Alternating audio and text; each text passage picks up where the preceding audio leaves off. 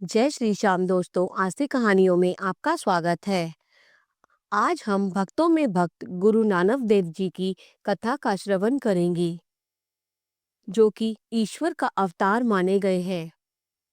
सद्गुरु नानक देव जी ने कितने आसान शब्दों में संसार के मिथ्या होने की चेतना जन साधारण को दी है। उन्होंने अपने हर शब्द में यही जताया कि जगत में जो कुछ दिख रहा है वे स्थिर रहने वाला नहीं है। वे तो बादल की उस छाया की तरह है जो पल में आई और पल में चली गई। संसार के सुख जो हमें प्रतीत हो रहे हैं, यह तो नित्य रहने वाले नहीं। यदि कोई वस्तु नित्य है तो वे राम का नाम है। प्राणी को नित्य इसलिए प्रभु की शरण लेनी चाहिए। यह शब्द गुरु नानक देव जी के हैं, जिनका जन्म 1526 में ग्राम तलवंडी, जिला लाहौर, जो कि पाकिस्तान में है, पंजाब प्रांत में चला गया है। कार्तिक शुद्धि पूर्णमासी के दिन कालूराम भेदी के घर श्रीमती तृप्ता देवी की कोख से हुआ। सद्गुरु नानक प्रगटया मिटी धुंध जग चानन होया। वे ईश्वर के अवतार माने गए हैं। उनके प्रकट होने पर संसार से धुंध या यह कहिए कि अंधेरा ही दूर हो गया और चारों ओर एक नूरानी दिव्य प्रकाश फैल गया। योग वशिष्ठ के श्री संत लक्षण के चतुर्ण वतित मसर्ग संख्या 84 के अनुसार वशिष्ठ जी का निर्णय है कि व्यक्ति का जन्म दो प्रकार का है। एक जन्म से ही संत होते हैं। अपने पिछले जन्म में ही जो आध्यात्मिक कर्म उनसे अधूरा रह जाता है, उसकी पूर्ति करने के लिए वे संसार में दोबारा जन्म लेते हैं। वे अवतारी पुरुष अपना कार्य पूरा करके शीघ्र संसार को छोड़ जाते हैं और दूसरे अज्ञानी लोग अपने पिछले अच्छे बुरे कर्मों का लेखा चुकाने के लिए इसी संसार में बार बार जन्म लेते हैं। श्रीमद् भागवत गीता में इसी बात का प्रतिपादन भगवान श्री कृष्ण ने किया है। जगत गुरु नानक देव जी ईश्वर के अवतार थे, इसमें शक की कोई बात ही नहीं है। उन्होंने संसार को शांति, विवेक, अहिंसा का पाठ दिया, जिसको स्मरण करके संसारी लोग अपने जीवन को सार्थक करके अंत में प्रभु धाम की प्राप्ति कर सकते हैं। जब गुरुजी 7 वर्ष के हुए तो पंडित जी के पास उन्हें हिंदी पढ़ने के लिए भेजा गया। गुरुजी की पढ़ाई की ओर ज्यादा ध्यान नहीं देते थे। यदि गुरुजी को पट्टी पर क ख आदि लिखने के लिए गोपाल पंडित जी कहते तो पट्टी रखकर शांत बैठे रहते। पंडित जी उनसे पूछते कि नानक, आप पढ़ते लिखते क्यों नहीं, तो यही उत्तर मिलता कि आपकी विद्या पढ़ने से व्यक्ति फंस जाता है और वह संसार सागर को पार नहीं कर पाता। पंडित जी, कुछ ऐसी विद्या पढ़ाइए जिससे व्यक्ति अपने कर्मों का लेखा लिख सके। जब पंडित जी ने यह कहा कि मेरे पास ऐसी विद्या है ही नहीं, तो गुरुजी उस पाठशाला को छोड़कर आ गए। अब पिताजी ने उन्हें उर्दू सीखने के लिए मौलवी साहब के मदरसे में डाल दिया। यहाँ भी वही पाठशाला वाली बात हुई। मौलवी जी ने तख्ती पर अल्फ बे आदि लिख कर दिया तो गुरुजी ने मौलवी जी से पूछा कि अल्फ का क्या अर्थ है। उस्ताद आश्चर्य में पड़ गए और बोले, नानक, आप ही इसका अर्थ बताओ। इस पर गुरु नानक महाराज जी कहने लगे, अल्फ अल्लाह को याद कर, गफिलित मनो विसार, सांस पलटे नाम बिन, दृग जीवन संसार। अल्फ से अल्लाह को याद करो, क्योंकि ईश्वर के नाम के बिना ये श्वास जो आ रही है वे आने जाने में उसकी कृपा के बिना कठिन है। यहाँ से भी उन्होंने पढ़ना लिखना छोड़ दिया और घर में गुमसुम समाधि अवस्था में पड़े रहने लगे। माता पिता उनको रोगी मानने लगे और वेद हकीमों को घर बुलाकर उन्हें दिखाने लगे। पर गुरुजी तो यह मानते थे कि घर वालों को क्या पता कि यहाँ लगन कुछ और ही है। वेद बुलाया वेद की पकड़ डंडोले बाँ, भोला वैद ना जान दिए ई कर्क कलेजे माँ। माता पिता तो मुझे वेद हकीमों को दिखा रहे हैं, किंतु यह वेद हकीम क्या जाने कि यहाँ तो दिल में लगी है। हम तो अपने ईश्वर की याद में मस्त हैं और हकीम अपना इलाज कर रहे हैं। जब घर वालों के बार बार कहने पर पढ़ाई के बाद गुरुजी कोई काम करने पर तत्पर न हुए, तो पिताजी ने उन्हें गाय भैंस को जंगल में चराने का काम सौंप दिया। जो बात गुरुजी चाहते थे कि वही उन्हें मिल गई। वे जंगल में प्रातःकाल ही पशु को लेकर चले जाते। वहां वे सारा दिन समाधि अवस्था में बैठकर भोजन और भजन करते। कुछ समय और निकल गया। गुरुजी का पीछा किया गया तो पता चला कि नानक जी पशुओं को तो जंगल में छोड़ देते हैं और आप सारा दिन चुपचाप किसी धुन में मस्त बैठे रहते हैं। अब पिताजी की आज्ञा हुई कि आप कोई काम तो करते नहीं, दिन भर दुकान से शहर जाकर घर के लिए सौदा सल्फ ला दिया करो। पिताजी ने 20 रुपए देकर नौकर के साथ बाजार भेजा और कहा कि दिन भर कोई व्यापार करना और वापसी पर घर के लिए सौदा लेते आना। गुरुजी घर से बाहर तो आए तो देखा कि कुछ साधु सामने से उनकी ओर आ रहे हैं। साधु कई दिनों से भूखे थे। गुरुजी ने उनसे भूखा जानकर बाजार से भोजन का सारा सामान उन 20 रुपए से खरीदकर संतों को खिला दिया। इस कारण वे घर का सामान न ला सके। हाथी और खाली हाथ घर आ गए और पिताजी को कहने लगे कि हम सच्चा सौदा कर आए हैं। जहाँ पर गुरु ने सच्चा सौदा किया था वहां पर अब गुरुद्वारा है, जिसे गुरुद्वारा सच्चा सौदा कहते हैं। इसी प्रकार भजन कीर्तन ध्यान आदि में कुछ समय और निकल गया। जो भक्त भी उनकी सेवा में आता उस पर प्रभु रंग चढ़ जाता। हर व्यक्ति को संसार की असारता का संदेश देते और केवल नाम रूपी नाव को साधन मानकर पार उतरने का उपदेश देते।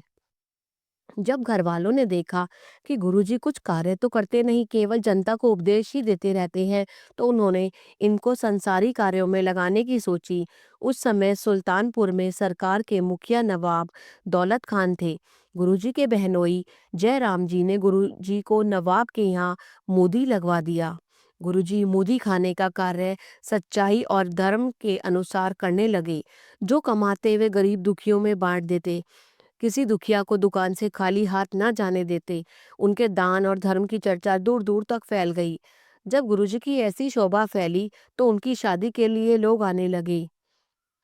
उनका विवाह सुलखनी जी को मूलचंद खत्री की कन्या थी से हो गया और आगे चलकर उनके दो सुपुत्र भी उत्पन्न हुए। एक थे बाबा श्री चंद जी, जो जन्म से ही संत प्रवृत्ति के थे। उनका नाम से उदासीन संप्रदाय चली जो आज तक प्रचलित है। गुरुजी के दूसरे सुपुत्र बाबा लक्ष्मी चंद जी हुए, जिनसे बेदी परिवार भारत में पनपा। एक बार मोदी खाने की दुकान पर गुरु नानक जी को संत रूप में परमात्मा के दर्शन हुए। संत इन्हें यह कहकर चले गए, नानक जी तुम संसार में किस कार्य के लिए आए हो और क्या कर रहे हो? उस संसार के कार्यों को छोड़कर अपने कार्यों को आगे बढ़ाओ। यह सुनकर गुरुजी ने नौकरी छोड़ने का निश्चय किया।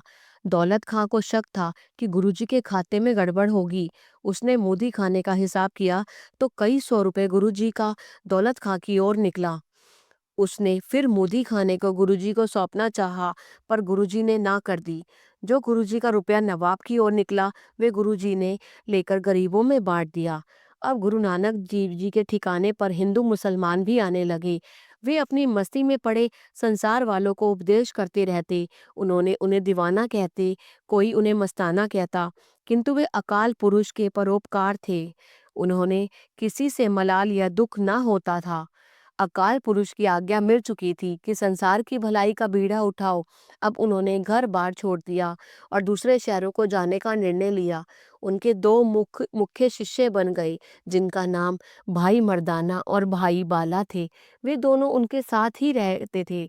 सुल्तानपुर से चलकर कसूर, लाहौर, इमनाबाद, सियालकोट, छांगा, मांगा, चूनिया, अयोध्या, कानपुर, काशी, पटना होते हुए कोलकाता पहुंचे। जगन्नाथपुरी की भी यात्रा की और लंबी यात्रा के बाद वापस सुल्तानपुर आ गए। वे जहां जहां भी गए ईश्वर के उपदेश लोगों को सुनाए और हजारों की संख्या में शिष्य बनाए। दूसरी बात, हैदराबाद, अहमदाबाद और लंका का रुख किया। वापसी पर मुल्तान होते हुए भी अपनी बहन नानकी के पास याद करते हुए सुल्तानपुर पहुंचे। गुरुजी करतारपुर से चलकर कांगड़ा, डलहौजी से होते हुए गढ़वाल की ओर आए। जमुनोत्री, गंगोत्री, बद्रीनाथ, मानसरोवर, कृष्णताल में भक्तों को सत्य का मार्ग दिखाते हुए नेपाल और सिक्किम पहुंचे। वहां पर उनका मिलन भारत के 8 चिरंजीवियों व्यास, परशुराम, मार्कंडे आदि से हुआ। जनकपुरी, गोरखपुर, सीतामढ़ी, लुधियाना होते हुए लाखों लोगों को ईश्वरीय मार्ग पर लगा करतारपुर वापस आ गए। थोड़े दिनों के बाद गुरुजी मर्दाना को साथ लेकर अरब मुल्कों में गए। रास्ते में सिंध का प्रांत पड़ा। शिकारपुर, लरकाना, सक्खर, कराची, हैदराबाद में बहुत से भक्तों को प्रभु नाम से माला माल किया। सदगुरु की कृपा से सिंध में हर शहर में धर्मशालाएं बनवाई गई और बड़े बड़े शहरों में तो 50-60 धर्मशालाएं बनी, जहां प्रतिदिन कीर्तन होने लगा। यही कारण है कि सिंध में गुरुजी को मानने वालों की संख्या अधिक है। कराची से आप कंतर, अदन, सफा होते हुए मक्का शरीफ पहुंचे। वहाँ पर धर्म के बारे में उनका वार्तालाप काजी रकुलनादी और मौलवी अब्दुल रहमान से हुआ। आपने वहाँ भी भक्ति का सिक्का जमा दिया। फिर आप मदीना शरीफ पहुँचे। वहाँ पर भी इमाम जाफ़र, इमाम गौस, इमाम अशरफ, इमाम आज़िम चारों से खूब धर्म चर्चा चली। सब लोग गुरुजी के उपदेश सुन प्रभु भक्ति के कायल हो गए। आप फिर बगदाद आए। वहाँ पीर अब्दुल कादर और मीर बहावल जैसे उच्च कोटि के फकीरों के साथ बैठकर उन्हें अपनी मस्त वाणी से अपनी ओर खींचा। बगदाद में अब तक वे गुरुद्वारा है जहाँ प्रतिदिन हजारों हिंदू, सिख, मुसलमान पीर निरंकारी के दर्शनों के लिए जाते हैं और अपनी मुरादें पूरी करते हैं।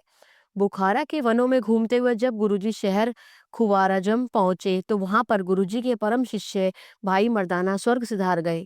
गुरुजी ने वहां ही उनकी अंतिम रस्में पूरी की और फिर काबुल और कंधार को देखा। लोहगढ़ में उनकी कृपा से पानी का चश्मा फूटा जिसे चरण गंगा भी कहते हैं। यहाँ पर अब तक हिंदू मुसलमान गुरुजी की याद में कड़ा प्रसाद की देग चढ़ाते हैं। इसके बाद जलालाबाद पेशावर से होते हुए हसन अब्दाल की पहाड़ी पर आए। यहाँ पर आजकल गुरुद्वारा पंजा साहब बना हुआ है। यहाँ पर ही गुरुजी का मिलन एक फकीर वल्ली गंधारी से हुआ। फिर गुरुजी ने कश्मीर पूंछ को देखा। यहाँ पर लाखों लोग उनकी अनुयायी बन गए। अब दूसरी बार गुरुजी एमनाबाद जो कि जिला गुजरांवाला में पड़ता है पहुंचे। वहां पर गुरुद्वारा रोड़ी साहब बहुत देखने योग्य है। जब गुरुजी वहां रुके हुए थे तो मुगल बादशाह बाबर ने अपनी सेना के साथ भारत के अफगान शासक को परास्त करने के लिए हल्ला बोला। इमनाबाद में लड़ाई हुई और गुरुजी को भी बेगार के लिए पकड़ लिया गया। उन्हें रोड़ी कूटने पर लगाया। जब बाबर उनके दर्शनों के लिए आया तो गुरुजी ने उसे दयावान होने का उपदेश सुनाया तो बाबर उनके चरणों पर झुक गया। कुछ करामात दिखाने को कहा। गुरुजी ने वहां चक्की पीसने के लिए भी कहा। कहते हैं गुरुजी तो स्वयं राम नाम में मस्त हो गए और लोगों ने देखा कि चक्की अपने आप चल रही थी और गेहूं पिस रहा था। उनकी यह करामात देखकर वहां का सूबेदार उनके चरणों में गिर पड़ा। उसने गुरुजी को भोजन के लिए बुलाया। बहुत से पकवान बनाए गए। दूसरी ओर भाई लालू ने आपको भोजन के लिए कहा। गुरुजी ने उसकी सूखी रोटी जो कि मोटे बाजरे के आटे से बनी थी स्वीकार की। सूबेदार ने क्रोध में आकर उनसे उसका भोजन स्वीकार न करने का कारण पूछा तो गुरुजी ने एक हाथ में सूबेदार की उत्तम गेहूं की रोटी और दूसरे हाथ में भाई लालू की बाजरे की रोटी लेकर जब दबाया तो सूबेदार की रोटी से खून टपकने लगा और भाई लालू की रोटी से दूध निकलने लगा। यहाँ पर गुरुजी ने सूबेदार को ईमानदारी पर चलने का उपदेश दिया और कहा कि यह धन जो तुम गरीबों को सता कर खून चूसकर जोड़ रहे हो यही यही रह जाएगा। आज से ईमानदारी की शपथ लो तो प्रभु तुम्हारे सहाय होंगे। सूबेदार की आंखें खुल गई। भाई लालू की धर्म, सत्य और खून पसीने की कमाई थी। गुरुजी ने उसे आशीर्वाद दिया कि तुम्हारे घर में जो कुआं है उसका जल इस प्रकार हो जाएगा कि जिन लोगों को बारी का ज्वर चढ़ता होगा वे यहाँ आकर उस कुएं में स्नान करेंगे तो उनका बुखार ठीक हो जाएगा। अपनी आंखों से हमने वहां लाखों लोगों को स्नान करते और ठीक होते हुए देखा। बारी का बुखार एक दिन छोड़कर दूसरे दिन आता है। गुरु कृपा से सब लोग ठीक होने लगे। यह करामात नित्य के लिए उजागर हो गई। गुरु कृपा से लेखक का संबंध उसी शहर इमनाबाद से है। सदगुरु जी सारी आयु ही भक्ति योग का उपदेश लोगों को देते रहे। जब ज्योति जोत समाये तो हिंदुओं ने उनके पार्थिव शरीर को जलाना चाहा, जबकि मुसलमान दफन करने पर बल देने लगे। जब चादर उठाने पर पार्थिव शरीर नहीं मिला तो उस चादर को आधा आधा फाड़ कर दोनों धर्मों के लोग ले गए और अपनी अपनी रीति के अनुसार अंतिम संस्कार किया।